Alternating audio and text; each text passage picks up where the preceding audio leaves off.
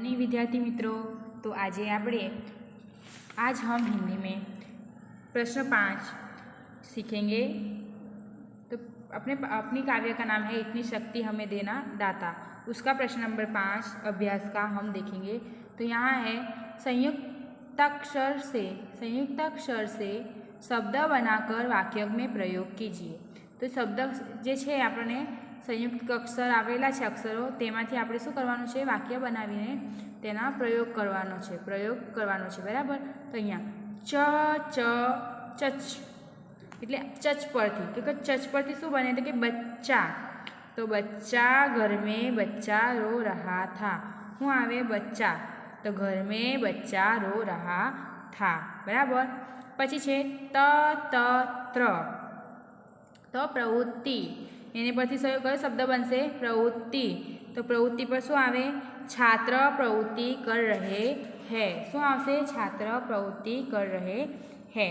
पछी छे न न नन तो अन्न न न तो नन तो अन्न। तो गेहूँ अन्न का राजा है। शुं आवशे ननु गेहूँ अन्न का राजा है। पछी छे द्र द ध द्र बराबर। तो पद्धति तो शिक्षक की पढ़ाने की पद्धति अच्छी है। शुं आवे एमां शिक्षक की पढ़ाने की पद्धति अच्छी है। द व द तो दंत शुं आवे दंत। राम और रावण के बीच दंड युद्ध हुआ एटले के खूब मोटुं युद्ध थयुं। दंड एटले मोटुं दंड। राम और रावण के बीच दंड युद्ध हुआ। पछी छे स व स्व स्वावु तो स्वान शुं आवे स्वान। स्वान वफादार पशु है। स्वान एटले कूतरो कहेवाय बराबर। हिंदी में के एमां एने स्वान ने शुं कहेवाय कूतरो कहेवामां आवे छे। तो स्वान वफादार पशु है एटले कूतरो एक वफादार पशु छे। असह्य आज भी ह य ह तो ह नु शुं वाक्य बने असह्य। तो आज की गर्मी असह्य है एटले के आजे बहु ज गर्मी छे सहन थई शके एवी नथी। द्र वत्ता म तो ध्रम। तो सरोवर में हमने ध्रम देखे। हुं देखे ध्रम देखे। पछी जोईए स्वाध्याय में प्रश्न नंबर 1। तो प्रश्न नंबर 1 में छे हमें कैसे निम्नलिखित प्रश्न के उत्तर लिखिए। शुं कीधुं छे निम्नलिखित प्रश्न के उत्तर लिखिए। तो एमां छे पहलो प्रश्न हमें कैसे रास्ते पर चलना चाहिए क्यों। तो हमें नेक रास्ते पर चलना चाहिए बराबर ने। आपणे काव्य में जोई गया हता ने। तो हमें नेक रास्ते पर चलना चाहिए। नेक रास्ते पर चलने से हमारा भला होता है। नेक रास्ते पर चलने से हमें सुख मिलता है। क्या होता है नेक रास्ते पर चलने से। तो फरी एक वक्त हमें नेक रास्ते पर चलना चाहिए। पहलो सवाल छे हमें कैसे रास्ते पर चलना चाहिए। तो हमें नेक रास्ते पर चलना चाहिए क्यों। नेक रास्ते पर चलने से हमारा भला होता है। क्या होता है हमारा भला होता है। और दूसरा क्या होता है नेक रास्ते पर चलने से हमें सुख मिलता है। तो क्या याद रहशे तमने नेक रास्ते पर हमें नेक रास्ते पर चलना चाहिए। नेक रास्ते पर चलने से हमारा भला होता है और नेक रास्ते पर चलने से हमें सुख मिलता है। प्रश्न नंबर 2 आने वाला कल कैसा होगा यदि। तो अहींया आने वाला कल कैसा होगा। तो अहींया जवाब आवशे यदि सब नेक रास्ते पर चलने लगे तो आने वाला कल बहुत अच्छा होगा। आने वाला कल सुख और शांति का होगा। एटले के जो आ दिवस छे आने वाला कल कैसा होगा जो बधा नेक रास्ता पर ज चालवा लागे एटले के सीधा रास्ता पर सीधा थईने ज चालवा मांडे तो पछी आपणे सुख अने शांतिथी जीवीए एवो आवतीकाल हशे आपणी बराबर। अहींया एवुं कहेवा मांगे छे। तीजું છે हम ईश्वर से कैसी ज़िंदगी की कामना करते हैं। तो हम ईश्वर से अज्ञान रहित जिंदगी की कामना करते हैं। अज्ञान એટલે કે વગર જ્ઞાનવાળી જિંદગીથી અમે અજ્ઞાન રહિત એટલે અજ્ઞાન એટલે વગર ભણેલી કે વગર જ્ઞાનવાળી જિંદગીથી કામના કરતે હૈ રાહિત એના વગરની અજ્ઞાન વગરની જિંદગીની અમે કામના કરીએ છીએ। हम अपना जीवन सुंदर बनाएं तो हम अपना जीवन सुंदर बनाएं, हम कभी पाप ना करें, हम दूसरों को सुख दें, हमारे दिल में ममता बढ़े।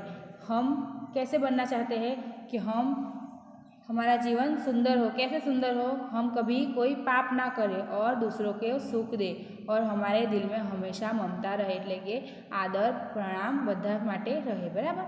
प्रश्न नंबर 4, हमारे मन में कैसी भावना नहीं होनी चाहिए? तो हमारे मन में कैसी भावना नहीं होनी चाहिए? तो हमारे मन में किसी के प्रति बैर की भावना नहीं होनी चाहिए। कैसी भावना नहीं होनी चाहिए? तो हमारे मन में किसी के प्रति बैर के बदले की भावना नहीं होनी चाहिए। बैर और बदले की भावना नहीं होनी चाहिए। प्रश्न 5, हमें किसके बारे में सोचना चाहिए?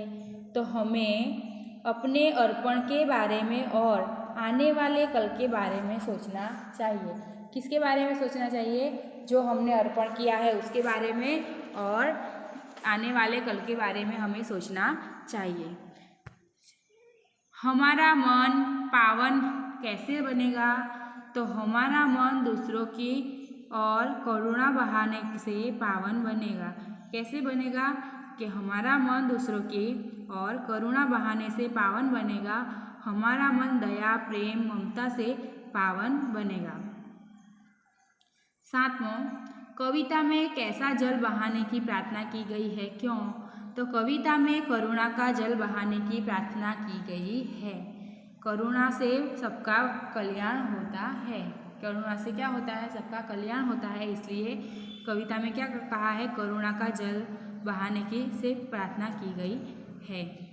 किसकी रचना का अंत नहीं होना चाहिए? तो ईश्वर की बनाई हुई रचना का अंत नहीं होना चाहिए।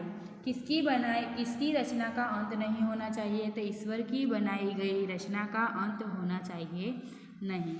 પછી છે ઉદાહરણ के अनुसार। प्रश्न 2, उदाहरण के अनुसार समान वारे तुकांत शब्द लिखिए એટલે કે એની જેવું જે ઉદાહરણ આપ્યું છે આપણને લડાઈ ઉતરાઈ કમાઈ બધાની પાછળ શું લાગે છે? ઈ। बुनाई धुलाई पढ़ाई सिलाई। तो यहाँ है अपन पहला दिया गया है हमें लताएँ, तो पाठशालाएँ, मालाएँ, बालाएँ, सभाएँ, घटनाएँ। आए ये आया सब में। सुंदरता, अब सबके पीछे क्या आना चाहिए? ता। मानवता, सामाजिकता, विशेषता, देवता। ग्वालिन, अब क्या आना चाहिए? न। क्या आना चाहिए लास्ट में? न। तो मालकिन, नागिन, धोबिन, बादिन, कुम्हारिन। बराबर। फिर है चौथा लिखावट, तो अब क्या आना चाहिए? वट। तो बनावट, थकावट, रुकावट, जमावट। फिर है सुनकर, क्या आना चाहिए? सुनकर। तो पढ़कर, लिखकर, जलकर, दौड़कर, खाकर। क्या है? सुनकर। तो सुनकर, पढ़कर, लिखकर, जलकर, दौड़कर, खाकर। चिड़िया, नदियाँ, मोमबत्तियाँ, घड़ियाँ, रानियाँ, स्त्रियाँ। क्या है? यहाँ आवो जो चिड़िया, तो यहाँ आवो जो ये, तो यहाँ में क्या आएगा? नदियाँ, मोमबत्तियाँ, घड़ियाँ, रानियाँ, स्त्रियाँ। ठीक है। तो यहाँ हमने देखे कि ये सबसे पहले हमने ये लगाया, फिर ता लगाया, फिर न लगाया, फिर वट लगाया, फिर कर लगाया और फिर या लगाया। तो ये शब्द हमने देखे। ठीक है। और हमने यहाँ प्रश्न नंबर 1 और प्रश्न नंबर 2 देखा। प्रश्न नंबर 1 में हमने निम्नलिखित प्रश्न के उत्तर दीजिए वो हमने किए, तो उसमें था वो हमने देखा। और प्रश्न नंबर 2 में तुकांत शब्द करना था कि उसके जैसा ही सेम शब्द करना था कि लड़ाई, उतराई, कमाई, बनाई, धुलाई, पढ़ाई, सिलाई, तो वो भी हमने देखा। तो आज हम ये प्रश्न नंबर 1 और प्रश्न नंबर 2 यहाँ खत्म करते हैं। प्रश्न नंबर 3 के साथ फिर से नेक्स्ट वीडियो में फिर से मिलेंगे।